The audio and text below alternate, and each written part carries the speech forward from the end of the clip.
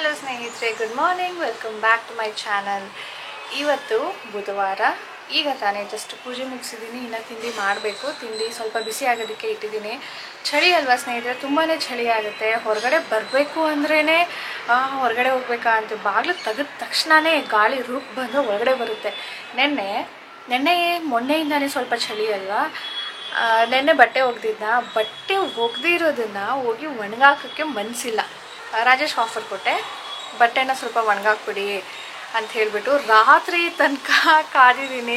ಅವರು ಈ ಚಳಿಯಲ್ಲಿ ಹೊರಗಡೆ ಹೋಗಿ ನಿಂತ್ಕೊಳ್ಳೋದಾ, ಆಗೋದಿಲ್ಲಪ್ಪ, ಊಟ ಎಲ್ಲ ಆದಮೇಲೆ ಲಾಸ್ಟಲ್ಲಿ ಮಲ್ಕೊಳ್ಳೋ ಟೈಮಲ್ಲಿ ಹೋಗ್ಬಿಟ್ಟು ಒಣಗಾಕ್ತೀನಿ ಅಂದರು. ಆ ಥರ ಆಗ್ಬಿಟ್ಟಿದೆ. ಅಷ್ಟೊಂದು ಚಳಿ ಅನಿಸುತ್ತೆ. ಮನೆ ಒಳಗಡೆ ಫುಲ್ ಎಲ್ಲ ಕಿಟಕಿ ಬಾಗಿಲೆಲ್ಲ ಮುಚ್ಚಿಬಿಟ್ಟು ಕೂತ್ಕೊಂಡಿದ್ರೆ ಸ್ವಲ್ಪ ಓಕೆ. ಬಟ್ ಒಂದೇ ಕಡೆ ಜಾಸ್ತಿ ಹೊತ್ತು ಕೂತ್ಕೊಂಡಿದ್ರು ಚಳಿ ಜಾಸ್ತಿ ಆಗುತ್ತೆ. ಎದ್ದು ಮತ್ತೆ ಓಡಾಡಬೇಕು, ಮಲ್ಕೊಳ್ಳೋಣ ಅನಿಸುತ್ತೆ. ವೆದರ್ ಹಂಗಿದೆ. ಬಟ್ ಮಲ್ಕೊಳ್ಳೋ ಅಷ್ಟು ಫ್ರೀ ಇಲ್ಲ. ಸ್ನಾನಕ್ಕೆ ಕರ್ಕೊಂಡು ಬರೋದು, ಕಳಿಸೋದು, ಅಡುಗೆ ತಿಂಡಿ, ನಮ್ಮ ಡೈಲಿ ರೂಟೀನ್ ಇದ್ದೇ ಇರುತ್ತೆ ಅಲ್ವಾ.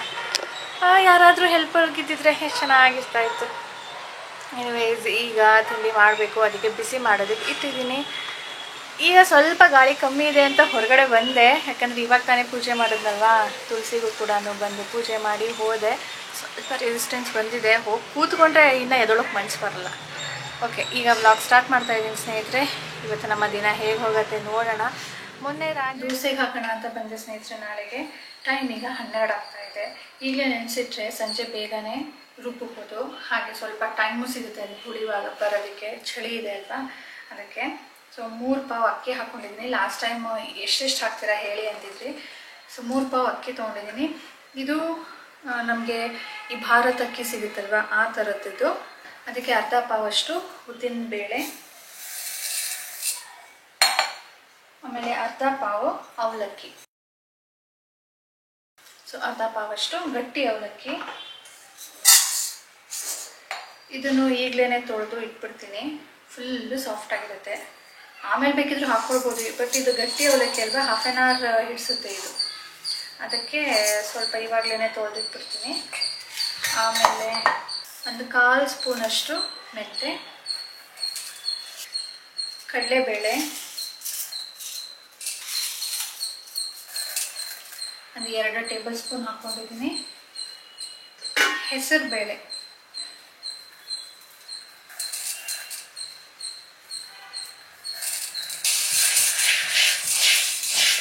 ಇವಾಗ ನಾನು ಅಡುಗೆ ಮಾಡೋಕ್ಕೆ ಶುರು ಮಾಡ್ತಾ ಇದ್ದೀನಿ. ಇವತ್ತು ಅಡುಗೆ ಮಾಡೋದಕ್ಕೆ ನಾನು ಅಗಾರೋ ಎಲೆಕ್ಟ್ರಿಕ್ ಮಲ್ಟಿ ಕುಕ್ಕರ್ 3 ಲೀಟರ್ದಿದು ಯೂಸ್ ಮಾಡ್ತಾ ಇದ್ದೀನಿ. ಇದು multi cooker, red colour, 2 handle ಇದೆ ನೋಡಿ. ಎಲ್ಲಂದ್ರಲ್ಲಿ ತಗೊಂಡು ಹೋಗ್ಬೋದು ಈಸಿಯಾಗಿ. ಇದು aluminium inner pot with non stick coating. ಇದು ಟೆಂಪರೇಚರ್ ಕಂಟ್ರೋಲ್ ನಾಬ್. ಇದರಲ್ಲಿ ಪವರ್ ಲ್ಯಾಂಪ್ ಕೂಡ ಇದೆ. ಗ್ಲಾಸ್ ಲಿಡ್ ಚೆನ್ನಾಗಿ ಭಾರವಾಗಿ ಸ್ಟೆರ್ಡಿಯಾಗಿ ಇದೆ. ಅಂಡ್ ಇದು ಮೇಲ್ಗಡೆ, ಇದರ ಅಡ್ವಾಂಟೇಜ್ ಏನು ಅಂದರೆ ಇದು ನಿಮಗೆ of on, temperature high, low, medium ಎಲ್ಲಾನು ನಿಮಗೆ ಕಂಟ್ರೋಲ್ ಸಿಗತ್ತೆ. ಇದರಲ್ಲಿ ನಾವು ರೈಸ್, ಪುಲಾವ್, ಬಿರಿಯಾನಿ, ಗ್ರೇವಿ ಏನೇ ಮಾಡ್ಬೋದು. ನಾನು ಇವಾಗ ಮೊದಲಿಗೆ ಗ್ರೇವಿ ಮಾಡ್ತಾ ಇದ್ದೀನಿ. ಇದು ಛೋಲೆ ಮಾಡ್ತಾ ಇದ್ದೀನಿ. ಸೊ ಎಣ್ಣೆ ಹಾಕೊಂಡಿದ್ದೀನಿ. ಸ್ವಲ್ಪ ಹೋಲ್ ಮಸಾಲಾಸ್ ಹಾಕೊಳ್ತಾ ಇದ್ದೀನಿ. ಸ್ಟಾರ್ ಆನೀಸ್, ಚಕ್ಕೆ, ಲವಂಗ, ದಪ್ಪ ಏಲಕ್ಕಿ, ಬಿರಿಯಾನಿ ಎಲೆ, ಇಷ್ಟನ್ನೆಲ್ಲ ಫ್ರೈ ಮಾಡ್ಕೊಳ್ತೀನಿ.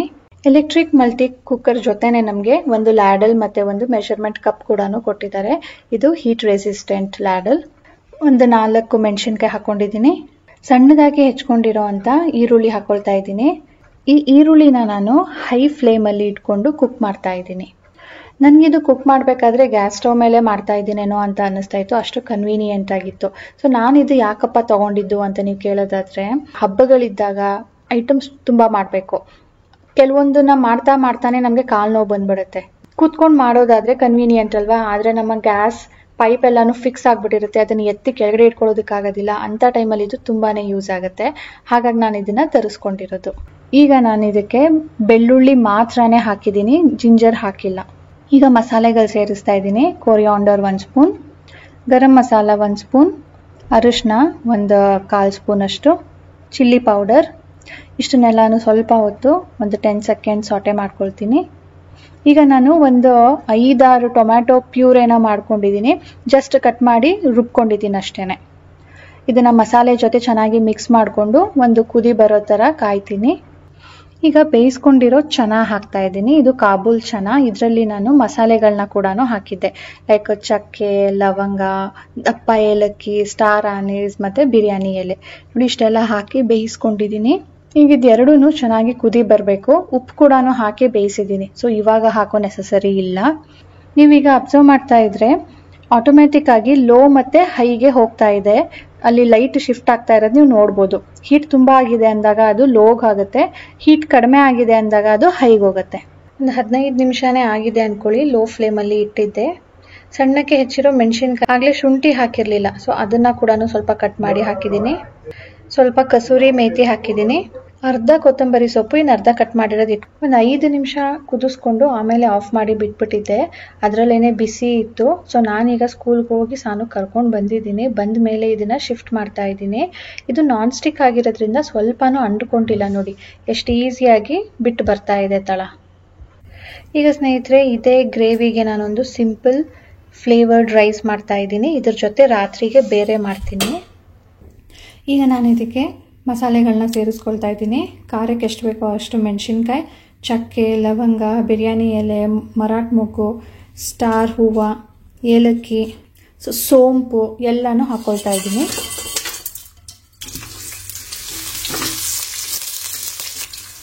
ಒಂದು ಸ್ಪೂನಷ್ಟು ಜಿಂಜರ್ ಗಾರ್ಲಿಕ್ ಪೇಸ್ಟ್,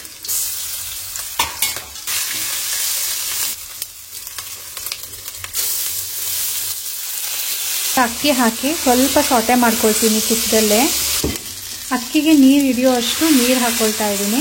ಅಂದರೆ 1.5 ಪಾವ್ಗೆ 3 ಗ್ಲಾಸ್ ನೀರು. ಒಂದು ಅರ್ಧ ಹೋಳಷ್ಟು ನಿಂಬೆಹಣ್ಣು ಹಾಕ್ಕೊಳ್ತೀನಿ. ಉಪ್ಪು ನಿಮಗೆ ಎಷ್ಟು ರುಚಿಗೆ ಬೇಕೋ ಅಷ್ಟು. ಒಂದು ಕುದಿ ಬಂದಮೇಲೆ ಒಂದ್ಸರಿ ಟೇಸ್ಟ್ ಮಾಡಿ ನೋಡಿ ಮತ್ತೆ ಹಾಕ್ಕೊಳ್ಬೋದು. ಈ ಕುಕ್ಕರಲ್ಲಿ ಏನು ಅಂದರೆ ಸ್ನೇಹಿತರೆ, ನೀವು ಹೀಟ್ ಜಾಸ್ತಿ ಮಾಡಿದ್ರು ಕೂಡ ಆಟೋಮೆಟಿಕ್ ಆಗಿ ನಿಮಗೆ ಯಾವಾಗ ಹೀಟ್ ಜಾಸ್ತಿ ಆಗಿಬಿಟ್ಟಿದೆ ಅನ್ಸುತ್ತೋ ಅದು ಕಡಿಮೆ ಆಗಿಬಿಡುತ್ತೆ. ನನಗೆ 20-25 ಮಿನಿಟ್ಸ್ ಹಿಡಿಸಿದೆ. ನಿಮಗೆ ಗಂಜಿ ಇಷ್ಟ ರೈಸು ಅನ್ನೋ ಹಾಗಿದ್ರೆ ಇದ್ರಲ್ಲಿ ಗಂಜಿ ಆಗೋದಿಲ್ಲ, ಅದು ಲೋ ಆಗಿಬಿಡತ್ತೆ ಇಲ್ಲ ಹೈ ಆಗಿಬಿಡತ್ತೆ. ನಿಮಗೆ ಉದ್ರುದ್ರಾಗಿ ಇಷ್ಟ ಅಂದರೆ ಇದು ನಿಮಗೆ ಸೂಟ್ ಆಗತ್ತೆ. ಆ್ಯಂಡ್ ಇದ್ರ ಲಿಂಕ್ ನಾನು ಡಿಸ್ಕ್ರಿಪ್ಷನಲ್ಲಿ ಇಟ್ಟಿರ್ತೀನಿ, ಚೆಕ್ ಮಾಡಿ. ಸ್ನೇಹಿತರೆ, 4:15 ಆಗ್ತಾ ಇದೆ ಟೈಮ್. ಸ್ಕೂಲಲ್ಲಿ ಇವತ್ತು ಸಾನುಗೆ ಸ್ಯಾಡ್ ನ್ಯೂಸು. ಬೇಜಾರು ಮಾಡ್ಕೊಂಡಿದ್ಲು. ಅದಕ್ಕೆ ತಾನೇ ಬೇಜಾರು ಮಾಡ್ಕೊಂಡಿದ್ದೀನಿ ನೀನು. Full dull. ನಾನು ಏನಾಗೋಯ್ತಪ್ಪ ಅನ್ಕೊಂಡು ಆಮೇಲೆ ನೆನಪಾಯ್ತು, ಓ ಮೆಸೇಜ್ ಬಂದಿತ್ತಲ್ಲ ನಮಗೂ ಅದೇ ವಿಷಯವಾಗಿ ಇರಬೇಕು ಅಂತ ಹೇಳ್ಬಿಟ್ಟು. ಏನು ಅಂದರೆ 2 ವೀಕ್ಸಿಂದ ಸ್ಯಾಟರ್ಡೇಸ್ ಕೂಡ ಸ್ಕೂಲಿಗೆ ಕರೆಸ್ಕೊಂಡು ಪ್ರಾಕ್ಟೀಸ್ ಮಾಡಿಸ್ತಾ ಇದ್ರು. ಇವಾಗ 2 ದಿನದಿಂದ ನೋ ಬ್ಯಾಗ್ ಡೇ ಅಂತ ಹೇಳ್ಬಿಟ್ಟು ಬರೀ ಪ್ರಾಕ್ಟೀಸು, ಪ್ರಿಪರೇಷನ್ಸ್. ಆನ್ಯುವಲ್ ಡೇಗೆ ಅನ್ಕೊಂಡು ಬ್ಯಾಗೆ ತಗೊಂಡ್ ಬರಬೇಡಿ, ಜಸ್ಟ್ ಲಂಚ್ ಸ್ನಾಕ್ಸ್ ತಗೊಂಡ್ ಬನ್ನಿ ಅಂತ ಹೇಳಿದ್ರು. ನಾಳೆ 2 to 7 ಇತ್ತು ಸ್ಕೂಲಲ್ಲಿ. ಈವ್ನಿಂಗ್ ಯಾವತ್ತೂ ಇರಲಿಲ್ಲ. ಇವಳ ಬೇಜಾರು ಏನಂದ್ರೆ, ನಾಳೆ ಸ್ಕೂಲ್ ಟೈಮಿಂಗ್ಸ್ ಇದ್ದಿದ್ದು 2 o'clock ಇಂದ ಸಂಜೆ 7 o'clock ತನಕ. ಯಾವತ್ತಾದ್ರೂ ಯಾವ ಸ್ಕೂಲ್ ಆದ್ರೂ ಈ ತರ ಇರುತ್ತಾ? ಇವ್ರಿಗೆ ಅದೇನು ಅಂತ ಗೊತ್ತಿಲ್ಲಪ್ಪ, ಅದ್ ಯಾಕೆ ಅಂತ ಸಂಜೆ ಬರೋದಕ್ಕೆ ಹೇಳಿದ್ರು. ಸರಿ, ಸಾನು ಇವಳ ಫ್ರೆಂಡ್ಸು ಎಲ್ಲರೂ ಡಿಸ್ಕಸ್ ಮಾಡ್ಕೊಂಡು, ಹೇಗಿದ್ರು ಸ್ಕೂಲ್ ಇಲ್ಲ, ಇಷ್ಟ ಬಂದಂಗೆ ಕುತ್ಕೊಳ್ಳಿ, ಇಲ್ಲೇ ಕುತ್ಕೋಬೇಕು ಅಲ್ಲೇ ಕುತ್ಕೋಬೇಕು ಅಂತ ಏನಿಲ್ಲ. ಅದಕ್ಕೆ ಇವರು ಮಿನಿ ಪಾರ್ಟಿ ಪ್ಲಾನ್ ಮಾಡಿದ್ರು. ನೀನೊಂದು ಸ್ನ್ಯಾಕ್ ತಗೊಂಡ್ ಬಾ, ನಾನೊಂದು ಸ್ನ್ಯಾಕ್ ತಗೊಬರ್ತೀನಿ ಅನ್ಕೊಂಡು 3-4 ಜನ. ಸಾನು ಅವರು ಚಾಕ್ಲೇಟ್, ಅದ್ರ ಜೊತೆ ನಾನು ಬಿಸ್ಕೆಟ್ ಕೊಡ್ತೀನಿ ಅಂತ ಹೇಳಿದ್ದೆ. ಈಗ ಬಿಸ್ಕೆಟ್ ಇಲ್ಲ. ಕಪ್ ಕೇಕ್ ಹೇಳಿದ್ದೆ. ಕಪ್ ಕೇಕ್ ಮತ್ತೆ ಚಾಕ್ಲೇಟ್ ಹೇಳಿದ್ದೆ. ಅವಳ ಫ್ರೆಂಡ್ ಪಾಸ್ತಾ ತರ್ತೀನಿ ಅಂದ್ಲಂತೆ, ಚೀಸ್ ಪಾಸ್ತಾ. ಇನ್ನ ಒಬ್ಬ ಫ್ರೆಂಡ್ ಏನೋ ಜ್ಯೂಸ್ ತರ್ತೀನಿ, ಇಂಡಿವಿಜುವಲ್ ಪ್ಯಾಕೆಟ್ ತರ್ತೀನಿ ಅಂದ್ಲಂತೆ. ಇನ್ನು ಎಳಗೆ ಎಲ್ಲ ಕ್ಯಾನ್ಸಲ್. ಅದಕ್ಕೋಸ್ಕರ ನಾ ಕ್ಯಾನ್ಸಲ್ ಆಗಿದ್ದಕ್ಕೆ ಬೇಜಾರಾಗಿದ್ದು ನಿಂಗೆ. ತಿನ್ನಂಗಿಲ್ವಲ್ಲ ತಿಂಡಿ ಸ್ನ್ಯಾಕ್ ಅಂತ. ಅದಕ್ಕೂ ಯಾವತ್ತೂ 7 ತನಕ ಇರಲಿಲ್ಲ. ನಾವು ಎಲ್ಲ ಪ್ಲಾನ್ ಮಾಡ್ಕೊಂಡಿದ್ವಿ. ರಾಜೇಶ್ ಆಫೀಸ್ಗೆ ಲೇಟಾಗಿ ಹೋಗೋದು, ಲೇಟಾಗಿ ಬರಬೇಕಾದ್ರೆ ಕರ್ಕೊಂಡು ಬರೋದು, ನಾನು ಮಧ್ಯಾಹ್ನ ಹೋಗ್ಬಿಟ್ಟು ಬಿಟ್ಬಿಟ್ಟು ಬರೋದು. ನಾನು ಪಾಸ್ತಾ ಮಾಡಿ ಕೊಡೋಣ ಅನ್ಕೊಂಡಿದ್ದೆ. ಆಮೇಲೆ ಅವಳ ಫ್ರೆಂಡ್ ತರ್ತೀನಿ ಅಂದ್ಲಲ್ಲ, ಬೇಡ ಬಿಡು, ಆನ್ಯುವಲ್ ಡೇ ಶನಿವಾರ ಇದೆಯಲ್ಲ, 2 ಬಾಕ್ಸ್ ಮಾಡ್ಕೊಡ್ತೀನಿ, ನಿನಗೊಂದು ಬಾಕ್ಸ್ ನಿನ್ನ ಫ್ರೆಂಡ್ಸ್ಗೊಂದು ಬಾಕ್ಸ್, ಎಲ್ಲರೂ ಶೇರ್ ಮಾಡ್ಕೊಳ್ಳಿ ಅಂತ ಎಲ್ಲ ಪ್ಲಾನ್ ಮಾಡಿದ್ವಿ ಸ್ನೇಹಿತರೆ. ಈಗ ಸ್ಯಾಟರ್ಡೇಸ್ ಸ್ಕೂಲ್ಗೆ ಹೋಗಿ ಹೋಗಿ ಅಭ್ಯಾಸ ಆಗ್ಬಿಟ್ಟು ನನಗೆ ಸ್ಯಾಟರ್ಡೇ ಸ್ಕೂಲು ಅನ್ನಿಸ್ತಾ ಇದೆ. ನೀನಾದ್ರೂ ನೆನ್ನೆ ಹೇಳಿದೆ ನೀನು ಇವತ್ತು ನಾಳೆ ಕಳ್ಸಲ್ಲ ಸ್ಯಾಟರ್ಡೇ ಕಳಿಸ್ಕೊಡ್ತೀನಿ. ಹೌದು, ಯಾಕೆ ಅಂದ್ರೆ ಇವತ್ತು ಆನ್ಯುವಲ್ ಡೇ ಇರುತ್ತಲ್ಲ, ಮಧ್ಯಾಹ್ನ ಹೋಗೋದಿದ್ದು. ಸೊ ನೋಡೋಣ ಈಗ ನೆಕ್ಸ್ಟ್ ಯಾವಾಗ ಆನ್ಯುವಲ್ ಡೇ ಪೋಸ್ಟ್ಪೋನ್ ಆಗಿರೋದು. ಡಿಸೆಂಬರ್ ಅಲ್ಲಿ ಯಾವ ಡೇಟ್ಗೆ ಅಂತ ಗೊತ್ತಿಲ್ಲ. ಇವ್ರಿಗೆ ಟೆಸ್ಟ್ ಇತ್ತು, ಮಂತ್ಲಿ ಟೆಸ್ಟ್ ಡಿಸೆಂಬರ್ ಅಲ್ಲಿ. ನೋಡ್ರಿ ಅದಕ್ಕೆ ನೋಡ್ರಿ ಏನ್ ಖುಷಿ. ಹುಡುಗಿ ಉಡಿಸ್ಕೊತೀಯ ಸರಿ, ಚಳಿಗೆ ಪಟಾರ್ ಅಂತ ಬೀಳುತ್ತೆ, ಅದಕ್ಕೆ ಖುಷಿ ಅಂತೆ. ಜನವರಿಗೆ ಪೋಸ್ಟ್ಪೋನ್ ಆಗಿದೆ, ಇದಕ್ಕೆ ಬೇಜಾರಂತೆ ನೋಡ್ರಿ. Okay, what next? ಹಾ, ನಾನು ಒಂದು ಹೊಸ ಸೀರೀಸ್ ಶುರು ಮಾಡಿದ್ದೀನಿ, ನಿಮಗೆ ಇನ್ಫಾರ್ಮೇಶನ್ ಕೊಡೋಣ ಅಂತ ಹೇಳಿದ್ದೆ ಅಲ್ವಾ.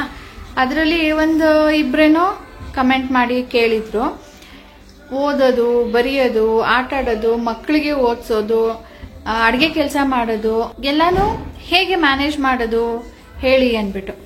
ಸೊ ಆಸ್ ಅ ಕಿಡ್ ಸಾನು ಸ್ಕೂಲಿಂದ ಬಂದ ತಕ್ಷಣನೇ, ಸೊ ಸಾನು 1 hour ಟಿವಿ ನೋಡ್ತಾಳೆ. ಬಂದ ತಕ್ಷಣನೇ ಊಟ ಮಾಡ್ತಾ ಮಾಡ್ತಾ ರೆಡಿ, ಅವಳು ರಿಫ್ರೆಶ್ ಆಗೋದು 1/2 hour ಆಗುತ್ತೆ. ಆಮೇಲೆ ಕುತ್ಕೊಂಡು ನೆಮ್ಮದಿಯಾಗಿ ಈ ಥರ ಹೊಳ್ಳಾಡ್ಕೊಂಡು 1/2 hour ಟಿವಿ ನೋಡ್ತಾಳೆ. ಅದಾದ್ಮೇಲೆ ಸ್ನೇಹಿತರೆ ಯಾರಾದ್ರೂ ಫ್ರೆಂಡ್ಸ್ ಬಂದ್ರೆ ಆಟ ಆಡೋದಕ್ಕೆ, ಟೆಸ್ಟ್ ಏನೂ ಇಲ್ಲ, ಹೋಮ್ವರ್ಕ್ ಜಾಸ್ತಿ ಇಲ್ಲ ಅನ್ನೋ ಹಾಗಿದ್ರೆ ಒಂದು 1/2 hour 1 hour ಆಟ ಆಡ್ಕೊಂಡು ಬರ್ತಾಳೆ. ಇಲ್ಲ ಅಂದ್ರೆ ಓದೋದು ಹೋಮ್ವರ್ಕ್ ಮಾಡೋಕ್ ಶುರು ಮಾಡ್ತಾಳೆ. ಒಂದು ಬ್ಯಾಡ್ಮಿಂಟನ್, ಡ್ಯಾನ್ಸ್ಗೂ ಕಳಿಸ್ತಾ ಇಲ್ಲ, ಬ್ಯಾಡ್ಮಿಂಟನ್ ಒಂದೇನೆ. ಸೊ ಅದಕ್ಕೆ 1 hour ಹೋಗ್ತಾಳೆ, ಹೋಗೋದಕ್ಕೆ ಬರೋದಕ್ಕೆ ಅರ್ಧ ಗಂಟೆ ಎಕ್ಸ್ಟ್ರಾ. ಸೊ ಈ ತರ ಆಗ್ಬಿಡುತ್ತೆ. ರಾತ್ರಿ 8:30 ಆಗ್ಬಿಡುತ್ತೆ ಅವಳು ಮನೆಗೆ ಬಂದು ಮತ್ತೆ ಟಿವಿ ಆನ್ ಮಾಡೋದು. ಸೊ ಅವಾಗ ಒಂದು ಅರ್ಧ ಮುಕ್ಕಾಲು ಗಂಟೆ ಟಿವಿ ನೋಡ್ತಾಳೆ ಸ್ನೇಹಿತರೆ. ಸೊ ಅವಳದು ಈ ತರ ಆಯ್ತು. ಸೊ ಈಗ ನಾನು ನಂದು ಹೇಗೆ ಮ್ಯಾನೇಜ್ ಮಾಡ್ತೀನಿ ಅಂದ್ರೆ, ಸಾನು ಹೋಗೋ ತನಕ ತಿಂಡಿ ಆಗಿರುತ್ತೆ, ಅವಳು ಹೋದ್ಮೇಲೆ ಒಂದು 1/2 hour ಕೂತ್ಕೊಂಡು ಏನಾದ್ರೂ ಮೊಬೈಲ್ ನೋಡೋ ಹಾಗಿದ್ರೆ ನೋಡ್ಬಿಟ್ಟು ಕೆಲಸನ ಶುರು ಮಾಡ್ತೀನಿ. 10 ಗಂಟೆ ತನಕ ನಾನು ಕೆಲಸಗಳು ಮಾಡ್ಕೊಳ್ತೀನಿ. ಕಿಚನ್ ಕ್ಲೀನ್ ಮಾಡೋದು, ಕಿಚನ್ ಕ್ಯಾಬಿನೆಟ್ ಕ್ಲೀನ್ ಗುಡ್ಸೋದು, ಒರೆಸೋದು, ನಾನು ಹಾಲು ಕುಡಿಯೋದು, ಅವಾಗ ಸ್ವಲ್ಪ ಮೊಬೈಲ್ ನೋಡೋದು. 10 ಗಂಟೆ ಆಗ್ಬಿಡುತ್ತೆ. ಆಮೇಲೆ ಹೋಗಿ ಸ್ನಾನ ಮಾಡಿ ಬಂದು ಪೂಜೆ ರೆಡಿ ಮಾಡೋ ತನಕ 10:30 ಆಗುತ್ತೆ. ಆಮೇಲೆ 11 ಗಂಟೆಗೆ ನಾನು ತಿಂಡಿ ಮಾಡೋದು. ಕೆಲವೊಂದ್ಸಾರಿ ಮತ್ತಷ್ಟು ಲೇಟ್ ಆಗ್ಬಿಡುತ್ತೆ. ರಾಜ ಜೊತೆ ಮಾತಾಡ್ಕೊಂಡಿರ್ತೀನಿ, ಅಥವಾ ನಾನು ಎಡಿಟ್ ಮಾಡಿರೋದಿಲ್ಲ, ಎಡಿಟ್ ಮಾಡಿಲ್ಲ ಇವತ್ತು ನಾಳೆಗೆ ವಿಡಿಯೋ ಹಾಕಬೇಕು ಅನ್ನೋ ಹಾಗಿದ್ರೆ 10 ಗಂಟೆ ಆದರೂ ಇನ್ನು ನಂದು ಮನೆ ಕೆಲಸನೇ ಶುರು ಮಾಡಿರೋದಿಲ್ಲ. ನಾನು ತಿಂಡಿ ಮಾಡ್ತಾ ನಾನು ಒಂಚೂರು ಟಿವಿ ನೋಡ್ತೀನಿ. ಅದಾದ್ಮೇಲೆ ವ್ಲಾಗ್ ಸ್ಟಾರ್ಟ್ ಮಾಡಿರ್ತೀನೋ, ಅಥವಾ ಮಧ್ಯೆ ಎಡಿಟ್ ಮಾಡೋದು, ಬಟ್ಟೆ ಮಡ್ಚೋದು, ಆ ಥರ ಏನಾದರೂ ಇರುತ್ತೆ. ಸಮ್ ಎಕ್ಸ್ಟ್ರಾ ವರ್ಕ್ಸ್ ಏನಾದರೂ ಇದ್ರೆ ತಗೊಂಡು ಮಾಡ್ತೀನಿ. ಮತ್ತೆ 1 ಗಂಟೆಗೆ ಅಡುಗೆ ಶುರು ಮಾಡ್ತೀನಿ. ಅಡುಗೆ ಮಾಡಿ ಇಟ್ಬಿಟ್ಟು ಸಾನು ಕರ್ಕೊಂಡು ಬಂದು ನಾವಿಬ್ರು ಕುತ್ಕೊಂಡು ಊಟ ಮಾಡೋ ತನಕ 4 ಗಂಟೆ 4:15 ಆಗೇ ಬಿಡುತ್ತೆ. ಅಲ್ಲಿ ತನಕ ನಂದು ಏನೂ ಕೆಲಸ ಮುಟ್ಟೋದಕ್ಕೆ ಆಗಿರೋದಿಲ್ಲ. ಮತ್ತೆ ಸಂಜೆ ಹೇಳಬೇಕು ಅಂದರೆ ಈಗ ನೋಡಿ 4:15 ಆಗ್ತಾ ಇದೆ. ಇನ್ನೇನು 5 ಗಂಟೆಗೆ ಹೋಗ್ಬಿಟ್ಟು ನಾನು ನಾಳೆಗೆ ದೋಸೆಗೆ ಹಾಕಿದ್ದೀನಲ್ಲ ರುಬ್ಬಬೇಕು. ಬಂದ್ಬಿಟ್ಟು ಮತ್ತೆ ಎಡಿಟ್ ಮಾಡೋದಕ್ಕೆ ನಾನು ಕೂತ್ಕೊಂಡ್ಬಿಡ್ತೀನಿ. ಸೊ ನಾನೇನು ಹೇಳೋದು ಅಂದರೆ, ನಿಮಗೂ ಸ್ವಲ್ಪ ರಿಫ್ರೆಶ್ಮೆಂಟ್ ಬೇಕಾಗುತ್ತೆ, ಎಂಟರ್ಟೈನ್ಮೆಂಟ್ ಬೇಕಾಗುತ್ತೆ. ಮೊಬೈಲ್ ನೋಡೋದು ಅಥವಾ ಟಿವಿ ನೋಡೋದು ಅದನ್ನೆಲ್ಲಾನು ಮಾಡಲೇಬೇಕು. ಅದ್ರ ಜೊತೆ ನಾನು ಸ್ವಲ್ಪ ಎಕ್ಸರ್ಸೈಸ್ ಕೂಡ ಸೇರಿಸ್ಕೊಳ್ಬೇಕು. ಅದು ಬೆಳಿಗ್ಗೆ ಹೊತ್ತು ಮಾಡಿದ್ರೆ ಒಳ್ಳೆಯದು. ಆದ್ರೆ ನಂಗೆ ಬೆಳಿಗ್ಗೆ ಹೊತ್ತು ಎಡಿಟ್ ಮಾಡಿಲ್ಲ ಅಂದ್ರೆ ಅದಕ್ಕೇನೆ 2 hour ಹಿಡಿದ್ಬಿಡುತ್ತೆ. ಅದ್ರ ಕಡೆಯಿಂದಾಗಿ ನಾನು ಮಾಡೋಕ್ಕಾಗ್ತಾ ಇಲ್ಲ. ಬಟ್ ಡೆಡಿಕೇಟೆಡ್ ಆಗಿ ಮಾಡಬೇಕು. ನಾನು ಒಂದು ಹೇಳೋದೇನಂದ್ರೆ, ಇಲ್ಲಿಗೆ ಯಾಕೆ ಬಂದೆ ಅಂದ್ರೆ, ಅವಳು ಮುಂದೆ ಹೇಳಿದ್ರೆ ಅವಳು ಅಂತಾಳೆ. ಏನು ಅಂದ್ರೆ, ನೀವು ಟಿವಿ ನೋಡ್ಬೇಕಾ, ಮೊಬೈಲ್ ಇನ್ಸ್ಟಾ ನೋಡ್ಬೇಕಾ, ಅಥವಾ ಯೂಟ್ಯೂಬ್ ನೋಡ್ಬೇಕಾ, ಏನೋ ಒಂದು ವಿಡಿಯೋಸ್ ಎಂಟರ್ಟೈನ್ಮೆಂಟ್ಗೆ ನೋಡ್ಬೇಕು ಅಂದಾಗ ಅವ್ರ ಆಬ್ಸೆನ್ಸ್ ಅಲ್ಲಿ ನೋಡಿ. ಅವು ಇದ್ದಾಗ ನೋಡಿದ್ರೆ ಅವ್ರಿಗೂ ನೋಡ್ಬೇಕು ಅನ್ಸುತ್ತೆ. ಸೊ ನಾನು ಸಾನುಗೆ ಜಾಸ್ತಿ ಮೊಬೈಲ್ ತೋರ್ಸೋದಿಲ್ಲ.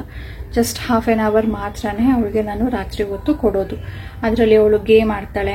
ನಾನು ಇನ್ಸ್ಟಾ ಏನಾದ್ರೂ ಓಪನ್ ಮಾಡಿದ್ರೆ ಶಾರ್ಟ್ಸ್ ನೋಡೋದಕ್ಕೆ ಏನಾದ್ರೂ ತೆಗೆದಾಗ ಅವಳು ಬಂದು ಪಕ್ಕ ಕೂತ್ಕೋತಾಳೆ. ಹಾಗಾಗಿ ನಾನು ಅವಳು ಇದ್ದಾಗ ಆದಷ್ಟು ಅವಾಯ್ಡ್ ಮಾಡ್ತೀನಿ.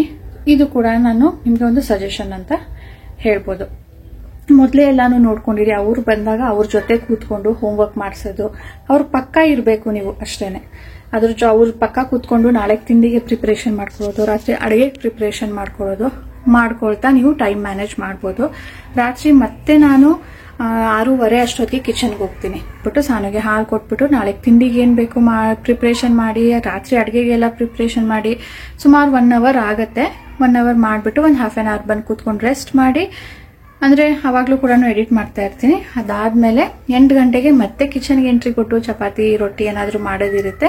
ಸೊ ಮಾಡಿ 8:30 9 ಗಂಟೆ ಅಷ್ಟೊತ್ತಿಗೆ ನಂದು ಕಿಚನ್ ಕೆಲಸನ ಮುಗಿಸ್ಬಿಡ್ತೀನಿ. ಸ್ವಲ್ಪ ಹೊತ್ತು ವಾಕ್ ಮಾಡಿಬಿಟ್ಟು ಸಾನು ಜೊತೆ ಸ್ವಲ್ಪ ನ್ಯೂಸ್ ನೋಡ್ಬಿಟ್ಟು ಟಿವಿ ಸಾನು ಜೊತೆ ಬಂದು ಕೂತ್ಕೊಂಡು ರೂಮಲ್ಲಿ ಅವಳು ಏನು ಮಾಡ್ತಾ ಇದ್ದಾಳೆ ಏನು ಆಡ್ತಾ ಇದ್ದಾಳೆ ನೋಡಿಕೊಂಡು ನಾನು ಸ್ವಲ್ಪ ಇನ್ಸ್ಟಾನ ಶಾರ್ಟ್ಸ್ನ ವಿಡಿಯೋಸ್ನ ಯಾವುದಾದ್ರೂ ನೋಡೋ ಹಾಗಿದ್ರೆ ನೋಡ್ತೀನಿ. ಆಮೇಲೆ ಸ್ವಲ್ಪ ಸ್ಟೋರಿ ಬುಕ್ಸ್ನ ಓದ್ತೀನಿ. ಸೊ ಈ ಥರ ಇರುತ್ತೆ ನನ್ನ ಟೈಮ್ ಮ್ಯಾನೇಜ್ಮೆಂಟು ಮತ್ತು ಸಾನುಗೆ ಹೇಗೆ ಮಾಡಿಸ್ತೀನಿ ಅಂತ.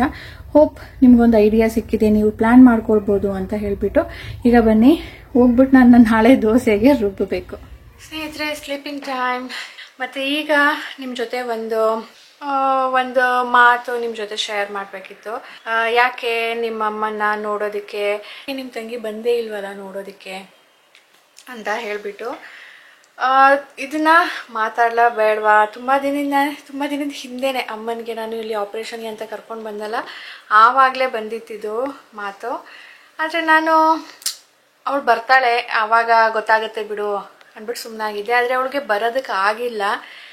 ಮತ್ತು ಇದೇ ಥರ ಥಿಂಕಿಂಗ್ ಇರುತ್ತಲ್ವಾ, ಅವಳು ಮುಂದೆ ಯಾವಾಗಲಾದರೂ ಬಂದಾಗ ಕೂಡ ನೀವು ಕೇಳ್ಬೋದು.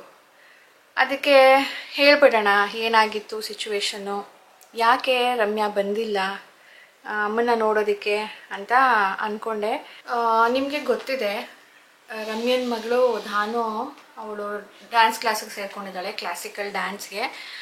ಅವಳಿಗೆ ವಾರಕ್ಕೆ ಒಂದೇ ದಿನ ಇರೋದು, 2 hour ಏನೋ ತೊಗೊಳ್ತಾರೆ ಅನಿಸುತ್ತೆ. ಶನಿವಾರದಿತ್ತು. ಆ ಶನಿವಾರ ಅವಳು ಮಿಸ್ ಮಾಡೋ ಹಾಗಿಲ್ಲ. ಮಿಸ್ ಮಾಡಿದ್ರೆ ಅವ್ರ ಕ್ಲಾಸ್ ಟೀಚರು ಯಾಕೆ ಮಿಸ್ ಮಾಡಿಸ್ತೀರಾ, ಇರೋ ಒಂದು ಕ್ಲಾಸ್ ಯಾಕೆ ಕಲಿಸೋದಿಲ್ಲ, ಮಿಸ್ ಮಾಡದೆ ಕಲಿಸಿ ಅಂತ ಹೇಳ್ತಾರಂತೆ. ಅದಕ್ಕೆ ಶನಿವಾರ ಕ್ಲಾಸ್ನ ಮುಗಿಸ್ಕೊಂಡು 6 ಗಂಟೆ 4 ಗಂಟೆ 5 ಗಂಟೆ ತನಕ ಏನೋ ಇರುತ್ತೆ. ಒಂದೊಂದು ಸಾರಿ ಒಂದೊಂದು ಟೈಮಿಂಗ್ಸ್ ಇರುತ್ತೆ ಅವ್ರಿಗೆ. ಸೊ ಮುಗಿಸ್ಕೊಂಡು ಬರ್ತೀನಿ ಅಂತ ಫೋನ್ ಮಾಡಿದ್ಲು, ಆಪ್ರೇಷನ್ ಆಗಿದ್ದ ದಿನಾನೇ ಬರ್ತೀನಿ ಅಂತ. ಅವಳಿಗೆ ಅವತ್ತು ಡೇಟ್ ಕೂಡ ಇತ್ತು. ಹಾಗಾಗಿ ಯಾಕೆ ಸುಮ್ಮನೆ ಟ್ರಾವೆಲ್ ಮಾಡ್ತೀಯಾ, ನಾನು ಇನ್ನೂ ತುಂಬ ದಿನ ಇರ್ತೀನಿ, ಆವಾಗ ನೆಕ್ಸ್ಟ್ ವೀಕ್ ಬರುವಂತೆ ಬಿಡು ಅಂದ್ಬಿಟ್ಟು ಅಮ್ಮನೂ ಬೇಡ ಅಂದರು. ಸುಮ್ಮನೆ ಒಂದು ದಿನಕ್ಕೋಸ್ಕರ ಯಾಕೆ, ಬೇಡ ಬಿಡು ಅಂದ್ಕೊಂಡು ಕ್ಯಾನ್ಸಲ್ ಮಾಡಿದ್ವಿ. ನೆಕ್ಸ್ಟ್ ವೀಕ್ ಬರುವಂತೆ ಅಂತ. ನೆಕ್ಸ್ಟ್ ವೀಕು ಸೋಮವಾರ ಅವ್ರಿಗೆ ರಜಾ ಕೂಡ ಇತ್ತು. ಅದಕ್ಕಂದ್ರೆ ಇನ್ನು ಶನಿವಾರ ರಾತ್ರಿ ಬಂದುಬಿಟ್ರೆ ಭಾನುವಾರ ಇದ್ದು ಸೋಮವಾರ ಹೋಗ್ಬೋದಲ್ವಾ, ಅವಾಗ ಬರುವಂತೆ ಬಿಡು ಅಂತ. ನೆಕ್ಸ್ಟ್ ವೀಕ್ಗೆ ಅವಳಿಗೆ ಸಖತ್ ಪ್ರಾಬ್ಲಮ್ ಆಗೋಯ್ತು. ಯಾಕೆ ಹಾಗಾಯಿತು, ಇದುವರೆಗೂ ಅವಳು ಟೆಸ್ಟ್ಗಳು ಮಾಡಿಸ್ತಾನೆ ಇದ್ದಾಳೆ, ಅಪಾಯಿಂಟ್ಮೆಂಟ್ ತೊಗೊಂಡು ಒಂದಲ್ಲ ಒಂದು ಡಾಕ್ಟರ್ಗೆ ತೋರಿಸ್ತಾನೆ ಇದ್ದಾಳೆ. ನನ್ನ ಪ್ರಕಾರ ಅವಳಿಗೆ ಹಾರ್ಮೋನ್ ಇಂಬ್ಯಾಲೆನ್ಸ್ ಆಗಿದೆ ಅಂತ ನನಗನ್ಸುತ್ತೆ. ಯಾಕಂದರೆ ನನಗೂ ಅದೇ ಪ್ರಾಬ್ಲಮ್ ಆಗಿತ್ತಲ್ವಾ, ಹಾಗಾಗಿ ಅನಿಸುತ್ತೆ. ಬಟ್ ಯಾವುದೇ ಡಾಕ್ಟರ್ ಇನ್ನೂ ಕನ್ಫರ್ಮ್ ಮಾಡಿಲ್ವಂತೆ. ತುಂಬ ಫ್ಲೋ ಆಗ್ತಾ ಇದೆ, ಹೆವಿ ಫ್ಲೋ ಆಗ್ತಾ ಇದೆಯಂತೆ. ಒಂಚೂರು ಕಡಿಮೆ ಇರುತ್ತೆ, ಆಮೇಲೆ ಮತ್ತೆ ಜಾಸ್ತಿ ಆಗುತ್ತೆ. ಟ್ಯಾಬ್ಲೆಟ್ಸ್ ತೊಗೊಂಡ್ರೂ ಕಡಿಮೆ ಆಗ್ತಾ ಇಲ್ಲ. ಸೊ ನನಗೂ ಹಾಗೆ ಆಗಿತ್ತು, ಟ್ಯಾಬ್ಲೆಟ್ಸ್ ತೊಗೊಂಡ್ರೂ ಕಡಿಮೆ ಆಗ್ತಾ ಇರಲಿಲ್ಲ. 1 ವಾರ ಆಮೇಲೆ ಮತ್ತೆ ಕೊಟ್ಟಿದ್ರು. ಸೊ ಅವಳಿಗೂ ಹಾಗೆ ಆಗ್ತಾ ಇದೆ ಅಂತ ನಾನು, ಬಟ್ ಅವರು ಟೆಸ್ಟ್ ಮಾಡಿಸ್ತಾ ಇದ್ದಾರಲ್ಲ ಗೊತ್ತಾಗುತ್ತೆ. ಹಾಗಾಗಿ ಶನಿವಾರನೂ ಅವ್ಳಿಗೆ ಮಗಳಿಗೆ ಕ್ಲಾಸ್ ಇತ್ತ, ಭಾನುವಾರ ಡಾಕ್ಟರ್ ಅಪಾಯಿಂಟ್ಮೆಂಟ್ ಇತ್ತಂತೆ. ಅದಕ್ಕೆ ಲ್ಯಾಬ್ ಅಪಾಯಿಂಟ್ಮೆಂಟ್ ಇತ್ತಂತೆ. ಅದಕ್ಕೆ ನಾನು ಇವತ್ತು ಬರೋಕ್ಕಾಗೋದಿಲ್ಲ ಅಮ್ಮ, ನಾನು ಅಲ್ಲಿಗೆ ಹೋಗಬೇಕು ಅಂದ್ಲು. ಹ್ಞೂ ಸರಿ ಬಿಡು, ಅದು ಇಂಪಾರ್ಟೆಂಟು, ಸರಿ ಅಲ್ಲಿಗೆ ಹೋಗು, ನೀನು ಇಲ್ಲಿಗೆ ಬರೋದಕ್ಕೆ ಹೋಗಬೇಡ ಅಂತ ಹೇಳಿದ್ವಿ. ಸೊ ಆ ಸ್ಯಾಟರ್ಡೇನೂ ಮಿಸ್ ಆಯಿತು.